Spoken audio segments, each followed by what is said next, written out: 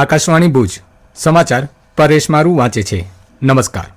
વિકસિત ભારત 2047ના લક્ષ્યાંકને હાંસલ કરવા અને ક્લાઇમેટ ચેન્જના જોખમો સામે સજ્જ થવા કચ્છના ધોરડો ટેન્ટ સિટી ખાતે આજથી 2 દિવસીય કોન્ફરન્સનો પ્રારંભ થયો છે. નેશનલ ડિઝાસ્ટર મેનેજમેન્ટ ઓથોરિટી અને national council four climate change sustainable development and public leadership દ્વારા સંયુક્ત રીતે આયોજિત આ કાર્યક્રમમાં કૃષિ અને દરિયાકાંઠાના વિસ્તારોમાં આજીવિકા સુરક્ષિત કરવા પર ભાર મૂકવામાં આવ્યો હતો. NDMAના સભ્ય ડોક્ટર દિનેશ કુમાર અસવાલે નાગરિકોને આપત્તિઓ સામે તાલીમબદ્ધ થવા આહવાન કર્યું હતું, જ્યારે ડાયરેક્ટર મૃણાલિની શ્રીવાસ્તવે માળખાકીય વિકાસમાં ડિઝાસ્ટર મેનેજમેન્ટને અગ્રતા આપવા જણાવ્યું હતું. NCCSDના ડોક્ટર કિરીટ શેલતે કચ્છના પુનઃનિર્માણને શ્રેષ્ઠ ઉદાહરણ ગણાવી ટેકનોલોજી અને સંકલન દ્વારા ગ્રામીણ અર્થતંત્રને બચાવવા પર ભાર મૂક્યો હતો.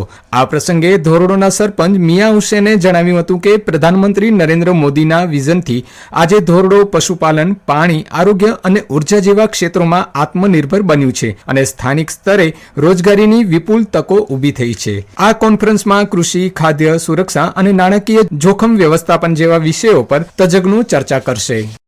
આગામી બોર્ડ અને વાર્ષિક પરીક્ષાઓ પૂર્વે વિદ્યાર્થીઓનો તણાવ દૂર કરવા માટે પ્રધાનમંત્રી નરેન્દ્ર મોદી દ્વારા આયોજિત પરીક્ષા પે ચર્ચા કાર્યક્રમ આજે યોજાયો હતો. કચ્છ જિલ્લામાં પ્રાથમિકથી લઈને ઉચ્ચતર માધ્યમિક શાળાઓના અંદાજે 76,000 જેટલા વિદ્યાર્થીઓએ આ કાર્યક્રમનું જીવંત પ્રસારણ નિહાળ્યું હતું. જિલ્લાની સરકારી અને ખાનગી શાળાઓમાં ટીવી અને પ્રોજેક્ટર દ્વારા વિશેષ વ્યવસ્થા કરવામાં આવી હતી. પ્રધાનમંત્રીએ વિદ્યાર્થીઓને પરીક્ષાને ઉત્સવ ગણવા અને આત્મવિશ્વાસ સાથે પેપર લખવા જેવી મહત્વની ટિપ્સ આપી હતી. આ કાર્યક્રમમાં વિદ્યાર્થીઓ ઉપરાંત મોટી સંખ્યામાં શિક્ષકો અને વાલીઓ પણ જોડાયા હતા. પ્રધાનમંત્રીના સંવાદથી વિદ્યાર્થીઓમાં અનેરો ઉત્સાહ જોવા મળ્યો હતો અને તેમણે પરીક્ષાના ડરને તિલાંજલિ આપી શ્રેષ્ઠ પ્રદર્શન કરવાનો નિર્ધાર વ્યક્ત કર્યો હતો.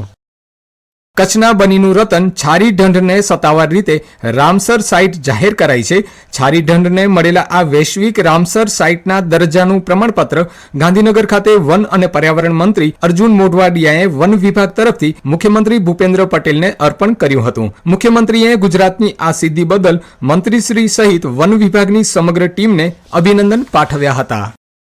છેલ્લા 2 દિવસથી સૂર્યાસ્ત સમયે સૂર્યની સપાટી પર એક વિશાળ કાળો ડાઘ દેખાતા લોકોમાં કુતૂહલ સર્જાયું છે. ખગોળશાસ્ત્રીઓના મતે આ સનસ્પોટ AR3664 નામનું પ્રચંડ ચુંબકીય તોફાન છે, જેનો વિસ્તાર પૃથ્વીના વ્યાસ કરતા 10 થી 15 ગણો મોટો છે. આ વિસ્તારમાંથી શક્તિશાળી સૌર જ્વાળાઓ છૂટી પડતા આગામી 24 કલાકમાં પૃથ્વી પર જીઓમેગ્નેટિક સ્ટોર્મ આવવાની શક્યતા છે, જે GPS અને મોબાઈલ નેટવર્કને અસર કરી શકે છે. સ્ટાર ગેઝિંગ ઇન્ડિયાના નરેન્દ્ર સાવચેતી અંગે જણાવ્યું હતું કે સૂર્યાસ્ત સમયે પણ સૂર્યને નરી આંખે જોવો જોખમી છે. તેના પાર જાંબલી કિરણો આંખના પડદાને કાયમ નુકસાન પહોંચાડી શકે છે. સૂર્ય દર્શન માટે હંમેશા પ્રમાણિત સોલાર ફિલ્ટર કે સોલર ગોગલ્સનો જ ઉપયોગ કરવો હિતાવહ છે.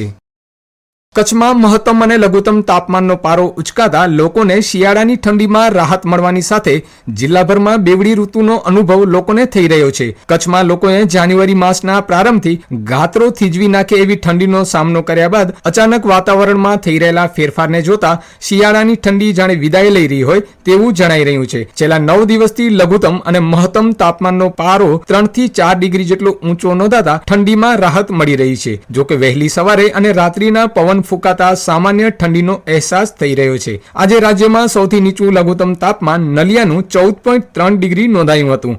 જિલ્લા મથક ભુજમાં 17.2 ડિગ્રી લઘુત્તમ તાપમાન નોંધાયું છે. 19 વર્ષથી નીચેની વયના યુવા ક્રિકેટરોની વન ડે વિશ્વકપ સ્પર્ધામાં ભારતીય યુવા ક્રિકેટરોએ 9 વિકેટના ભોગે 411 રન કરી ઇંગ્લેન્ડને મેચ જીતવા 412 રનનું લક્ષ્યાંક આપ્યું છે. ઝિમ્બાબ્વેના હરારે ખાતે પ્રથમ દાવ લઈ ભારતે સૌથી મોટો સ્કોર કર્યો હતો. વૈભવ સૂર્યવંશીએ 15 ચોગ્ગા અને 15 છગ્ગાની મદદથી 175 રન અને સુકાની આયુષ મહત્રેએ 53 રન કર્યા હતા. પશ્ચિમ કચ્છ SP વિકાસ સુંડાના માર્ગદર્શન હેઠળ સાયબર સેલ અને LCB ટીમે 13 તુચકો અર્પણ ઝુંબેશ અંતર્ગત પ્રશંસનીય કામગીરી કરી છે.